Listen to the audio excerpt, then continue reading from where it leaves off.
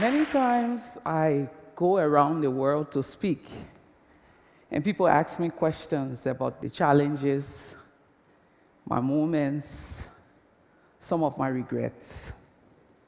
1998, a single mother of 4, 3 months after the birth of my 4th child, I went to do a job as a research assistant. Went to northern Liberia, and as part of the work, the village will give you lodgings, and they gave me lodging with a single mother and her daughter. This girl happened to be the only girl in the entire village who had made it to the 9th grade. She was the laughingstock of the community. Her mother was often told by other women, "You and your child will die poor." After 2 weeks of working in that village, it was time to go back. The mother came to me, knelt down, and said, "Lima, take my daughter. I wish for her to be a nurse." Dirt poor, living in a home with my parents, I couldn't afford to. With tears in my eyes, I said no. 2 months later, I go to another village on the same assignment, and they asked me to live with the village chief. The women's chief of the village has this little girl, fair color like me, totally dirty, and all day she walked around only in her underwear. When I asked, "Who is that?" she says, "That's Bwe." The meaning of her name is pig. Her mother died while giving birth to her, and no one had any idea who her father was. For 2 weeks, she became my companion, slept with me. I bought her used clothes and bought her first doll. The night before I left, she came to the room and said, "Lima, don't leave me here. I wish to go with you. I wish to go to school." Dirt poor, no money, living with my parents, I again said no. 2 months later, both of those villages fell into another war. Till today, I have no idea where those 2 girls are. Fast forward, 2004, in the peak of our activism, the Minister of Gender Liberia called me and said, "Lima, I have a 9-year-old for you. I want you to bring her home because we don't have safe homes." The story of this little girl, she had been raped by her paternal grandfather every day for 6 months. She came to me bloated, very pale. Every night I would come from work and lie on the cold floor. She lied beside me and said, "Auntie, I wish to be well. I wish to go to school." 2010, a young woman stand before President Sirleaf and gave her testimony of how she and her siblings lived together. Their father and mother died during the war. She's 19. Her dream is to go to college to be able to support them. She's highly athletic. One of the things that happens is that she applied for a scholarship, sports scholarship. She gets it. Her dream of going to school, her wish of being educated is finally here. She goes to school on the first day. The director of sports, who's responsible for getting her into the program, asks her to come out of class. And for the next 3 years, her fate will be having sex with him every day as favor for getting her in school. Globally, we have policies, international instruments, world leaders, great people have made commitment. We will protect our children from want and from fear. The UN has the Convention on the Rights of the Child. Countries like America, we've heard things like No Child Left Behind. Other countries come with different things. There is a Millennium Development Goal 3 that focuses on girls. All of these great work by great people aimed at getting young people to where we want to get them globally, I think has failed. In Liberia, for example, teenage pregnancy rate is 3 to every 10 girls. Teen prostitution is at its peak.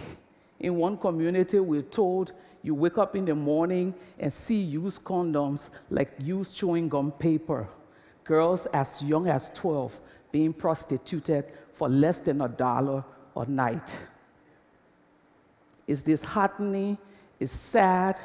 And then someone asked me just before my TED talk a few days ago, so where is the hope? Several years ago, a few friends of mine decided we needed to bridge the disconnect between our generation and the generation of young women.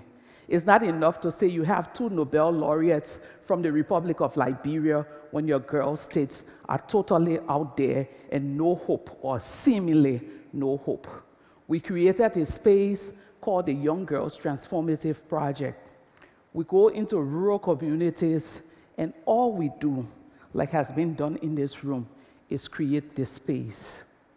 When these girls sit, you unlock intelligence, you unlock passion, you unlock commitment, you unlock focus, you unlock great leaders. Today, we've worked with over 300, and some of those girls who walked in the room, very shy, have taken bold steps as young mothers to go out there and advocate for the rights of other young women. One young woman I met, teen mother of 4, never thought about finishing high school, graduated successfully.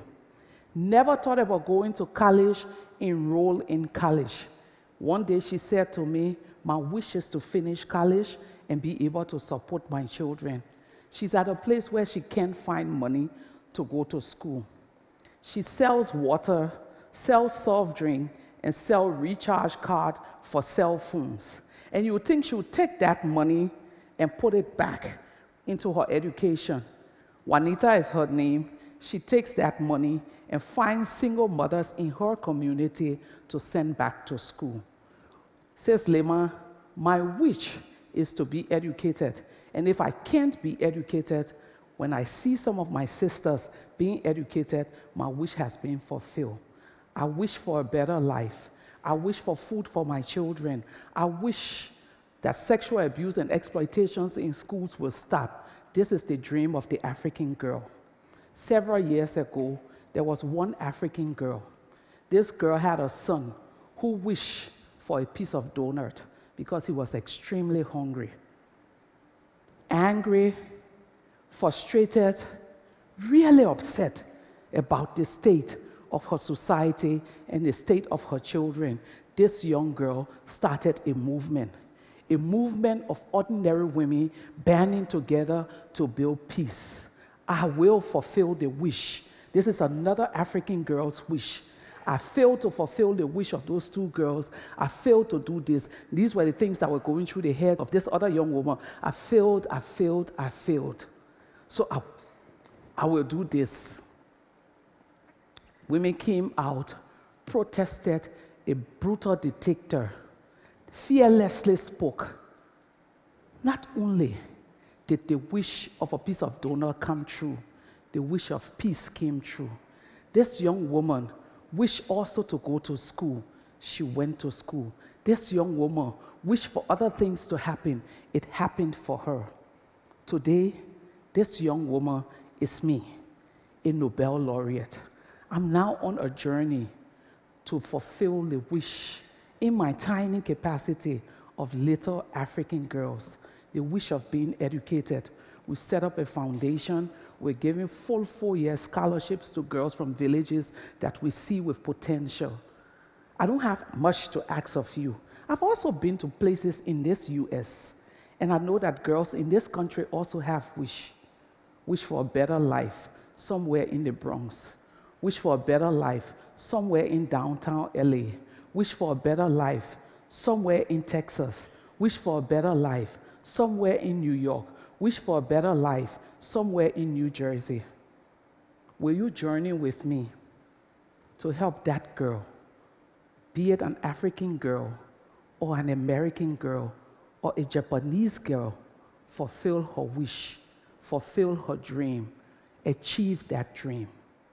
Because all of these great innovators and inventors that we've talked to and seen over the last few days are also sitting in tiny corners in different parts of the world.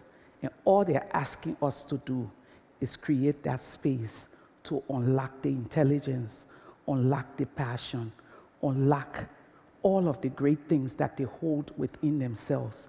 Let's journey together. Let's journey together. Thank you.